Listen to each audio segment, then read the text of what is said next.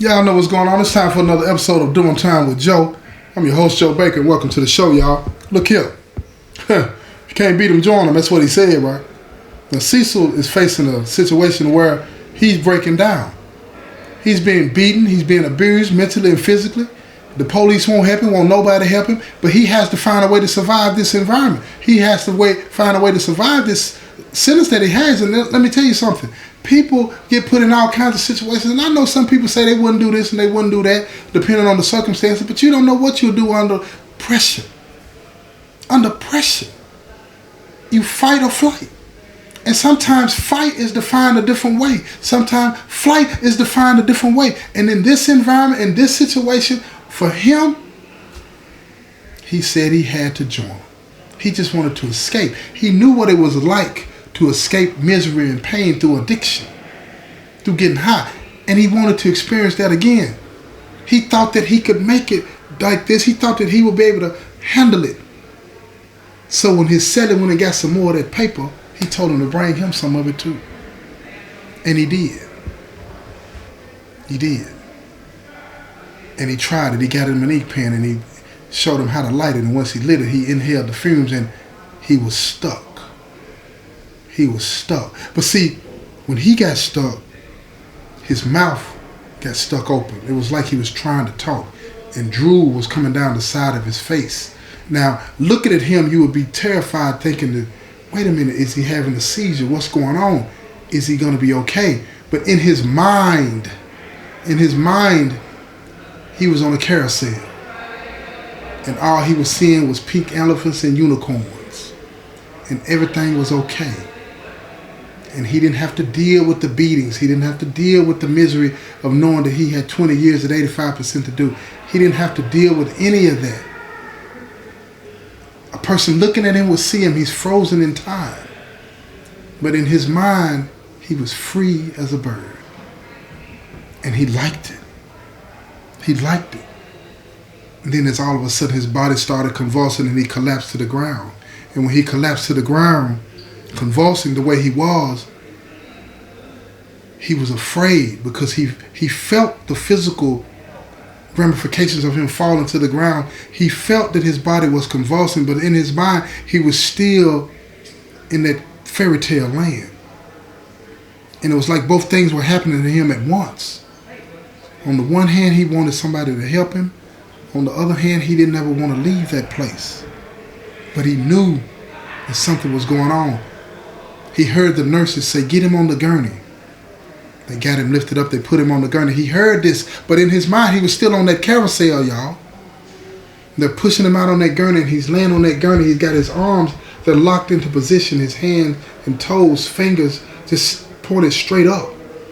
He looked like he was on his back, like he would look if he was on all fours or able to crawl, but he was laying on his back. He was frozen, stiff. But in his mind, he was on that carousel, and he was free. And they get him down to the clinic, and once he gets down to the clinic, his body starts to loosen up. And they ask him, are you okay? His blood pressure, high and low, both numbers were super high. And now all of a sudden it was coming down. And they told him, look, whatever you did, you don't need to do this again. You may not survive it.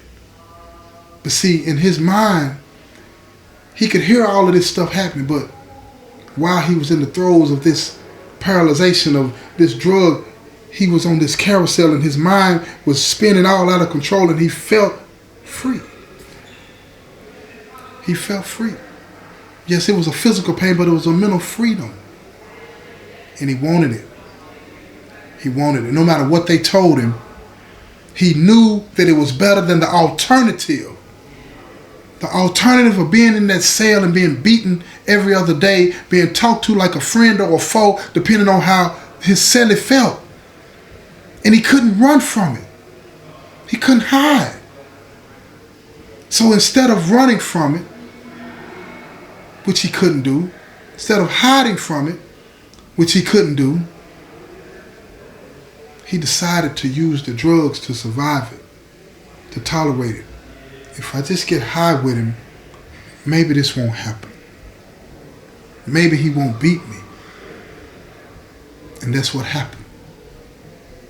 So he started calling his parents, getting money to get this paper, and he bought it. Every time that his celly wanted to get high, he was paying for it, and both of them was getting high. And then all of a sudden, his celly started to fight a friend here, a friend there. And the next thing you know, the room is full of individuals, and they're all getting high. And now Cecil is a part of the crowd. He has a purpose for the prison economy. He has a purpose for the prison economy, y'all. And I know this sounds twisted, but this is how it works. And it's sad and it's tragic. But in the meantime, in the between time, Cecil felt like everything was going to be okay. He was going to be able to survive the circumstances that he found himself in. And he's calling his parents more and more, getting more and more money. And they're becoming concerned about what's going on with him. So they contact the warden. And they tell the warden what's going on. And the warden, he tells them that he'll look into it. And he sends his people to talk to Cecil, trying to get him to understand, look, you can't keep going down this road. It's going to cost you way more than the 20 years that you have to do. But when he explained to them what he had been through and what he was going through, they seemed to be detached from what he was saying. They told him that we can put you in protective custody. And if we put you in protective custody, you'll be okay. But he knew that wasn't true. See, let me explain something to you about protective custody and penitentiary, right? See, the administration sees protective custody one way, but the people in prison see protective custody another way. The people in the administration see protective custody as a way to protect you from whatever's going on, right? Because you might be fearful for your life. But the people in the penitentiary see protective custody as somewhere you can run. But you can't run from everybody, every place that you go to, because you got the people that work here sometimes to put your business on blast. You got the people that live here that'll put your business on blast. And no matter what they say, no matter what happens to you, when you come off PC, you are treated as somebody that is a coward. It's that on that. And somebody is looking for an opportunity to take advantage of that. Now, I'm going to tell you something. I know plenty of people that have been put on PC, and they're not all cowards. It's the circumstances that dictate it. It's the circumstances that dictate it. But it's always somebody in blue. No matter what the circumstances was and no matter what your reputation is or was, they see that as an opportunity to get at you. And all you want to do is do your time. Leave me alone. Let me do my time. That's all Cecil was saying. But they didn't want to hear that. Especially when a parent or a family member that loves you is calling and talking to the warden. The warden don't want those phone calls. They don't want that. So now Cecil is faced with another dilemma. And in his mind, it's more pressure. And when he starts to experience pressure, he gets high. He gets high. No more beatings. But he's in and out of the hospital, in and out of the hole. They got to do something. They got to stop this from happening, because one day he may be not able to come back. He may find himself in a catatonic state where he don't snap back. And then what? And as Cecil thought about that as an outcome, he welcomed it. He welcomed it. You see, the pain and the trauma that you go through in here sometimes, it becomes, in that moment, too much to bear. And you just want to get away. And that's what Cecil was willing to accept in this moment. He just wanted to get away. He didn't want to experience any more of this pain. So he decided, against all of the advice that he had been getting from the officers and the people that the warden sent to talk to him, that he was going to continue to get high. But he told them he was through. They knew he was lying, but they said, okay. They had done all they can do.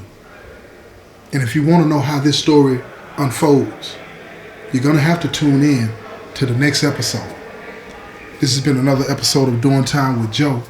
I'm your host, Joe Baker, and I say peace, y'all. I'm getting